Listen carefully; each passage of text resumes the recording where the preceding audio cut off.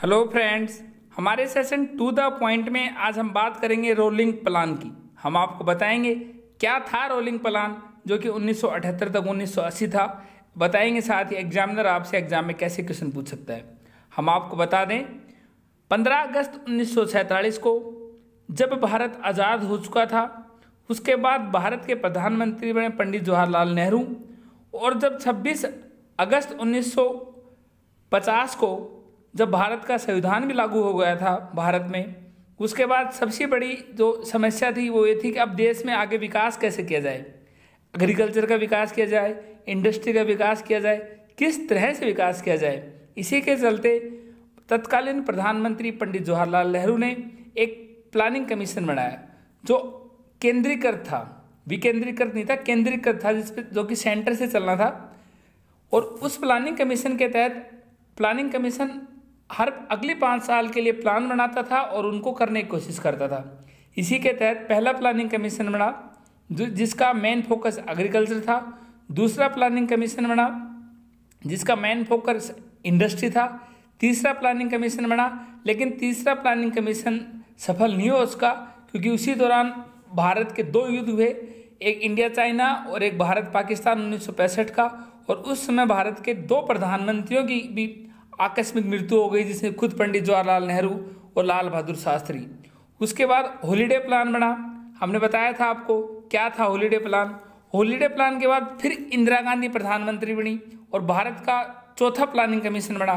और उसी planning commission में ग्रीन रिवॉल्यूशन और बैंकों का 14 बैंकों का नेशनलाइजेशन किया।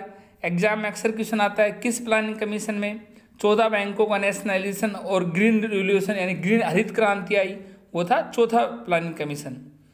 उसके बाद 5वां प्लानिंग कमीशन बना, यानी 5वीं पंचवर्षीय योजना बनी।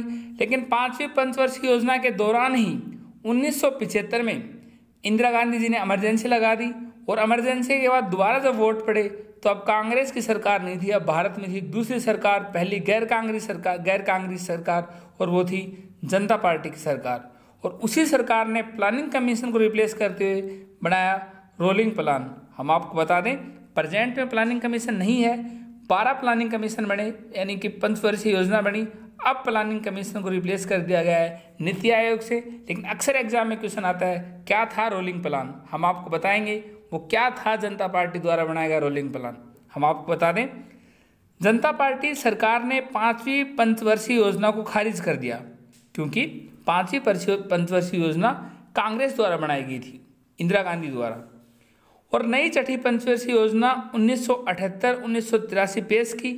इसके बाद राष्ट्रीय कांग्रेस सरकार ने 1980 में सत्ता आने के बाद इस योजना को फिर से खारिज कर दिया।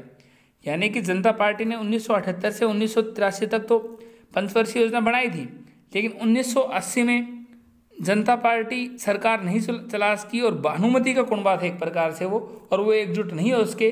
और उस वक्त उनके 2 प्रधानमंत्री बने, एक मोरारजी देसाई और एक चौधरी चरण सिंह।